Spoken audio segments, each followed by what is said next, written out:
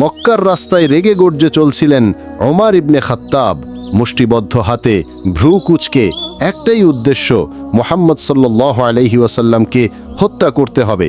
কারণ তার চোখে মুহাম্মদ সাল্লাল্লাহু আলাইহি ওয়াসাল্লাম ইসলামের নামে সমাজে ফিতনা ছড়াচ্ছেন, তার বাণী মানুষকে বিভ্রান্ত করছে, এই ছিল ওমরের বিশ্বাস।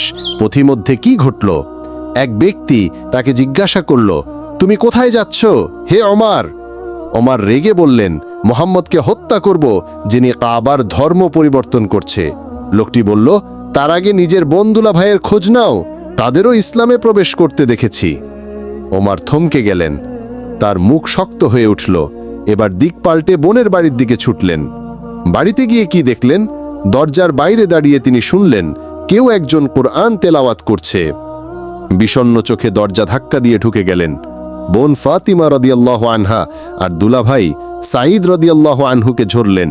তিনি মারতে শুরু করলেন। রক্ত ঝরল তাদের গালে। কিন্তু এরপর ফাতিমা রাদিয়াল্লাহু আনহা কাপা গলায় বললেন, হ্যাঁ, আমরা ইসলাম গ্রহণ করেছি, তুমি যা ইচ্ছা করো, আমরা কখনো ইসলাম ছাড়ব না। এই সাহসিকতা ওমরকে থামিয়ে দিল। এক মুহূর্তে যেন সব কিছু বদলে গেল তার হৃদয়ে।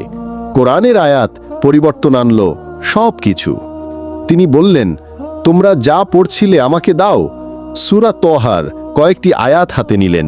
শুরুতেই পড়লেন, তহা, আমি কোরআন অবতীর্ণ করিনি যেন তুমি কষ্ট পাও, এটা তাদের জন্য যারা ভয় করে।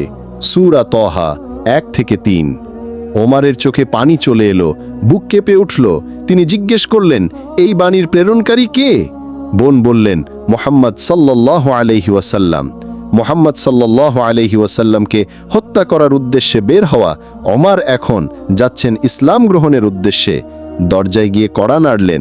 সাহাবীরা ভয় পেলেন, কিন্তু রাসূল সাল্লাল্লাহু আলাইহি ওয়াসাল্লাম বললেন, আসতে দাও ওমরকে, যদিও আল্লাহ তার জন্য কোনো ভালো রেখেছেন। ওমর ঢুকেই বললেন, আশহাদু আল্লা ইলাহা ইল্লাল্লাহু ওয়া আশহাদু আন্না মুহাম্মাদার রাসূলুল্লাহ। ঘর জুড়ে তাকবীর ধ্বনি উঠল। ইসলাম গ্রহণের পর ওমর রাদিয়াল্লাহু আনহু ইসলাম প্রচারে অন্যতম সাহসী একজন হয়ে ওঠেন। তার ইসলাম গ্রহণ ইসলামের ইতিহাসে ছিল এক বিরাট বিজয়। মুসলমানরা প্রথমবারের মতো প্রকাশ্যে কাবার উদ্দেশ্যে বের হয়। ওমর রাদিয়াল্লাহু আনহুর গল্প আমাদের শেখায়, হৃদয়ের পরিবর্তন আল্লাহর হাতে। কেউ একজন আজ ইসলাম বিদ্বেষী হলেও কাল তিনি হতে পারেন ইসলামের একজন রক্ষক। তাই কাউকে ছোট মনে করো না, হয়তো সেই একদিন হবে তোমার মতো একজন পথপ্রদর্শক।